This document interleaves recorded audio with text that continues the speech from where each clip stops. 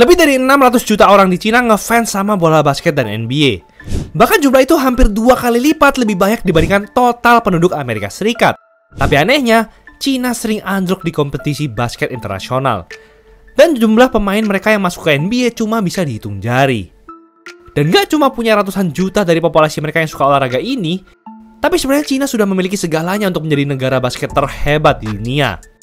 Mereka memberikan dana sebesar 773 triliun dolar atau sekitar 12,7 kuadriliun rupiah hanya untuk sektor olahraga sendiri, khususnya basket. Wow! Tapi yang setelah ini juga gak kalah gila dari banyaknya duit yang sudah dikeluarkan Cina. Mereka juga memiliki lebih dari 1 juta lapangan basket yang tersebar di seluruh negara. Ini gak masuk akal banget sih. Bahkan jumlah lapangan basket di Amerika aja gak nyentuh 100.000.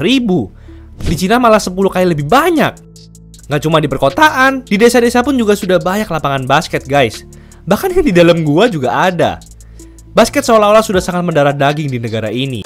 Orang-orang selalu berbondong-bondong bermain basket di jalanan dan menggunakan jersey tim dan pemain NBA favorit mereka. Bahkan pemain-pemain NBA sendiri sekarang sudah banyak yang berkolaborasi dengan brand-brand sepatu Cina. Tapi kenapa kita hampir nggak pernah melihat Cina sukses dalam olahraga ini? Memang sih baru-baru ini ada Yang Hansen yang dipilih pada ronde pertama NBA Draft dan disebut-sebut sebagai Chinese Jokic. Namun Yang Hansen ini adalah pemain pertama dari ratusan juta orang dari Cina yang terpilih di NBA Draft dalam 9 tahun terakhir, hampir 1 dekade. Tapi apa yang dialami oleh timnas mereka mungkin jauh lebih memprihatinkan. Di ajang FIBA World Cup 2019, Cina bahkan gak bisa lolos ke fase grup, padahal saat itu mereka menjadi tuan rumah. Tapi buruknya performa Cina pada saat itu masih gak ada apa-apanya jika dibandingin sama apa yang terjadi 4 tahun kemudian. Di FIBA World Cup 2023, mereka dihabisi oleh Serbia dan juga Sudan Selatan yang bahkan baru merdeka 14 tahun yang lalu. Gak cuma itu, Cina juga dibantai oleh Filipina dan harus menduduki peringkat 3 terbawah dari semua negara. Mereka tuh bener-bener kayak gajah yang dikalahin semut. Tapi kok bisa sih negara sebesar dan semakmur Cina yang penduduknya sangat menjiwai olahraga basket justru gak bisa bersinar di panggung kompetisi tertinggi? Ternyata ada banyak sekali faktor krusial yang menyebabkan semua itu, yang akan dibahas sepanjang video ini. Dan meski Cina punya banyak duit untuk berinvestasi di olahraga ini, ternyata pendekatan yang mereka gunakan sangat tidak sesuai dengan apa yang sebenarnya terjadi di lapangan. Tapi sebelum masuk ke situ, gua mau memberikan banyak apresiasi terhadap basket Cina. Karena dulunya mereka ini sempat jadi rajanya basket di Asia loh.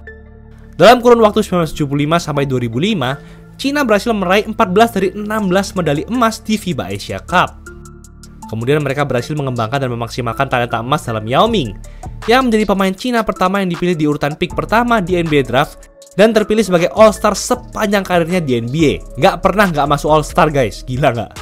Selain Yao, Cina juga berhasil memproduksi sejumlah center yang akhirnya bisa masuk NBA seperti Wang Zizi, Meng Batir, dan Yi Jianlian yang dipilih di urutan pick ke-6 di NBA Draft 2007. Pada era 2000-an ini, Cina mampu bermain kompetitif bahkan beberapa kali menang melawan negara-negara Eropa.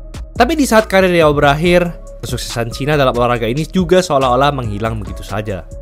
Dan apa yang mereka lakukan setelah itu justru menjadi salah satu faktor utama kualitas basket mereka gitu-gitu aja dan gak berkembang. Saking hebatnya Yao, Cina menjadikan dirinya sebagai standar untuk mengukur layak atau tidaknya pemain-pemain mereka. Cina terlalu terpatok untuk mencari the next Yao Ming. Salah satu pencari bakat NBA yang mengeksplor talenta di Cina, Bob Pierce, telah mengungkapkan seperti apa kenyataan pahit dari program basket Cina. Dalam artikelnya, ia menyebut bahwa Cina hanya memilih anak-anak kalangan usia 11-13 tahun yang paling tinggi dan yang paling atletis untuk dimasukkan ke dalam program pelatihan atau klub basket. Bahkan dokter-dokter di sana sampai menggunakan X-ray untuk memprediksi bakal jadi setinggi apa anak-anak itu nantinya. Jadi buat mereka yang sudah kalah postur sejak kecil meskipun mereka jago, mereka nggak bakal mendapatkan pelatihan intensif untuk bermain di level tertinggi.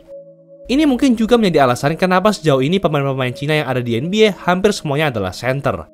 Dan menurut gua, indikator yang ditetapkan Cina sejak usia anak-anak ini nggak efektif. Talenta dalam olahraga basket nggak selalu ada sejak seorang pemain masih SD atau SMP. Bisa saja mereka yang berusia 14-16 tahun tiba-tiba menunjukkan bahwa ia memiliki bakat yang luar biasa. Kita juga bisa mengambil contoh seperti Joel Embiid, Tim Duncan, Pascal Siakam, dan Hakeem Olajuwon yang bahkan baru menyentuh bola basket di rentang usia itu. Tapi masih ada lebih banyak lagi masalah setelah itu. Setelah anak-anak di Cina ini mengikuti program pelatihan, mereka nggak punya kompetisi yang mumpuni untuk mengasah kemampuan mereka. Mereka kemudian hanya ditempatkan ke tim-tim junior dari Liga Profesional Cina, yaitu CBA, karena mereka nggak punya liga-liga kecil yang tujuan utamanya adalah untuk mengasah kemampuan mereka.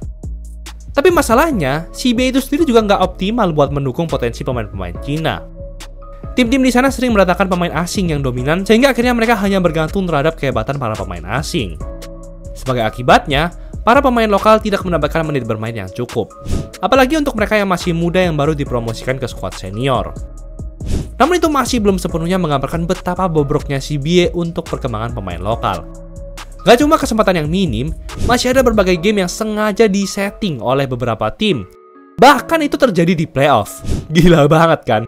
Contohnya, Shanghai Sharks sengaja kalah di game kedua dari Best of 3 agar pemain asing mereka, Eric Bledsoe, yang saat itu kena scoring bisa bermain di game berikutnya. Apa yang terjadi di game itu pun sangat keterlaluan. Karena menjelang akhir game, Jiangsu Dragons sengaja melakukan turnover 5 kali beruntun agar Sharks bisa comeback dan memenangi seri tersebut. Kalau kualitas liga profesional mereka aja masih kayak gitu, gimana talenta-talenta lokalnya mau sukses? Tapi setelah ini mungkin merupakan alasan terkuat yang membuat basket Cina semakin tertinggal dari negara-negara lain. Pasti kalian sudah sering melihat cuplikan ini, di mana kemampuan basket anak-anak di Cina sering dilatih secara sinkron. Mungkin ini terlihat keren dan menggambarkan bagaimana Cina sungguh-sungguh serius untuk memproduksi talenta yang potensial. Namun di sisi lain, ini hanyalah sedikit bagian dari sistem pendidikan yang diterapkan Cina. Cina menerapkan konsep belajar yang sangat terstruktur dan mengandalkan repetisi. Dengan demikian, anak-anak di sana selalu dituntut untuk mengikuti dan menghafal segala aturan yang telah ditetapkan. Jika kamu ingin menguasai matematika atau ilmu alam, maka sistem ini bisa menjadi panutan. Tapi masalahnya, semua itu tidak efektif jika diterapkan dalam olahraga basket. Basket mengandalkan kreativitas yang tinggi, dan seorang pemain bakal terus berkembang jika ia berani mengeksplorasi potensinya di lapangan. Tapi kenyataannya di Cina, para pemain harus tunduk pada arahan pelatih. Alih-alih belajar membaca situasi di lapangan, mereka hanya disuruh untuk mengikuti strategi yang telah diberikan. Padahal basket membutuhkan banyak sekali improvisasi, tapi filosofi yang Cina tetapkan tidak mengarah ke situ. Akhirnya gaya bermain mereka jadi lebih kaku dan gak bisa beradaptasi. Mungkin itu juga menjadi salah satu alasan kenapa Cina hanya bersinar di olahraga individu, sedangkan mereka justru anjlok di olahraga tim seperti basket dan sepak bola. Apalagi sekarang permainan basket sudah berubah drastis. Seorang center sekarang harus bisa bermain layaknya seorang guard. Yang Hansen telah membuka jalan. Tapi apakah sistem pengembangan pemain di Cina dapat beradaptasi dan melakukan hal yang sama untuk ratusan hingga jutaan anak di sana? Dan apakah Cina bisa berbenah dari semua ini? Tentu saja gue yakin mereka bisa ya. Tapi untuk mengubah kualitas, Cina juga harus mengubah culture mereka. Masih banyak keluarga di Cina yang menuntut anaknya untuk fokus ke akademik saja karena basket dianggap membuang-buang waktu. Selain itu mereka harus mulai membuka kesempatan yang lebih merata untuk semuanya. Nggak cuma buat anak yang paling tinggi saja. Pelatih-pelatih di Cina sebaiknya membebaskan anak-anaknya untuk mengasah dan memahami apa kekuatan terbesar mereka. Cina sudah punya segala hal yang dibutuhkan untuk meroket, mulai dari passion sampai modal. Tapi mereka harus membiarkan anak-anak mereka untuk gagal, untuk belajar, dan untuk bangkit menjadi pemain yang jauh lebih hebat. Itulah episode kali ini. Turun harga! Jersey cuma 80 ribuan di bulan kemerdekaan! Free design hanya di Easy Sportwear! Jangan lupa like dan subscribe agar channel ini bisa berkembang dan menghasilkan video menarik lainnya. Thanks for watching, I'll see you in the next video.